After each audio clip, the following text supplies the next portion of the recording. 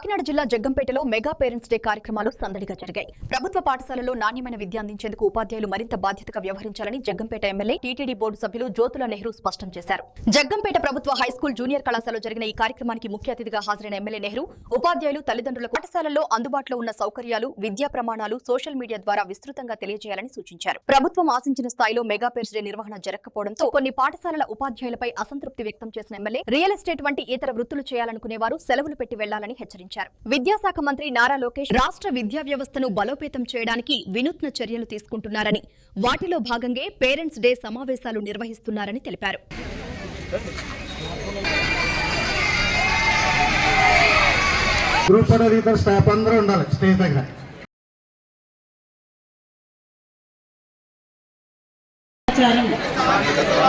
మరియు నేరం, బాల్య వివాహాలు, బాలికల విద్య, రక్షణ, ఆరోగ్యం మరియు అభివృద్ధికి ఆటంకమే కాకుండా వారి కలలను సాకారం చేసుకునే అవకాశాలను దూరం చేస్తుంది.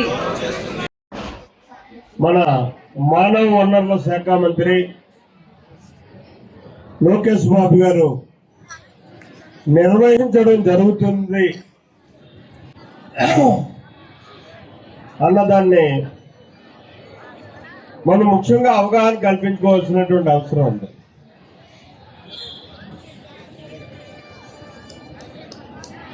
ఈ పేరెంట్స్ డే సందర్భంగా ఈ స్కూల్లో మన పిల్లలు ఏ రకంగా చదువుతున్నారు, ఏ స్థాయిలో వాళ్ళు ఎదగడానికి అవకాశం కలుగుతుంది, అసలు ఇక్కడ ఉన్నటువంటి వసతులు ఏంటి, వనరులు ఏంటి, వీటికి కావలసినటువంటి ఏర్పాట్లు ఏ రకంగా మనం చేసుకోవాలి అన్న దాని మీద క్షుణ్ణంగా ఒక అవగాహన కల్పించుకోవడానికి ఈ మెగా పేరెంట్స్ డేని ఏర్పాటు చేయడం జరిగింది. ఇక్కడ విద్యార్థులతో సమావేశం కాదు మనం పెట్టుకోవాల్సింది, పేరెంట్స్తో సమావేశం పెట్టాలి.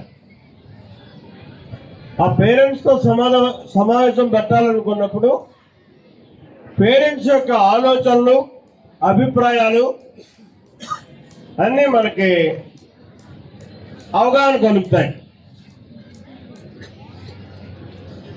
మేము ఎక్కడో వేదిక మీద కూర్చొని మీరు కింద కూర్చొని ఉన్నటువంటి పేరెంట్స్ అందరూ కూడా ఎవరు మాట్లాడకుండా మొహమాట పడితే వాస్తవాలు ప్రభుత్వానికి నివేదించడానికి అవకాశం ఉన్నటువంటి పరిస్థితి ఉంటుంది.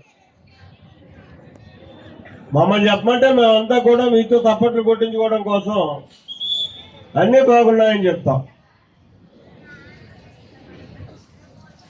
ఏం బాగున్నాయి ఇక్కడ? మన హై స్కూల్ యొక్క అడ్మినిస్ట్రేషన్ ఏంటి, ఏ రకంగా జరుగుతుంది, ఎంతమంది టీచర్స్ ఉన్నారు,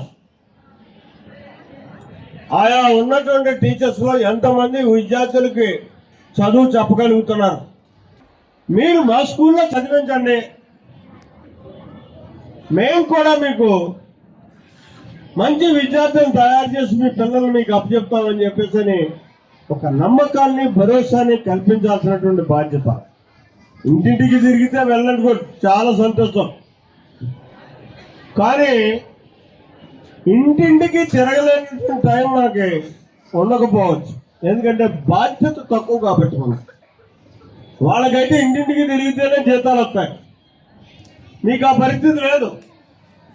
మీరు ఎక్కడున్నా ఏ ఉద్యోగం చేసినా మీకు జీతాలు మీకు వచ్చేస్తాయి, ఇబ్బంది లేదు. కాబట్టి మిమ్మల్ని మేము ఇంటికి తిరగండి అనే సాహసం చేసే పరిస్థితి కూడా కాదు. కనీసం మీ దగ్గర ఉన్నటువంటి ఆ సెల్ ఫోన్ ఉపయోగించి పిలుపు ఇవ్వండి, ఒక నమ్మకాన్ని కల్పించండి. 1-4 సార్లు వాళ్ళకి ఆ మెసేజ్ పంపగలగండి. ఇవాళ నేను పేరెంట్స్ మీటింగ్ అనుకుంటే అందరినీ పేరెంట్స్ని పెడతారు, కూర్చుంటాం, వాళ్ళ యొక్క అస్వస్థలు తెలుస్తాయి మనకి.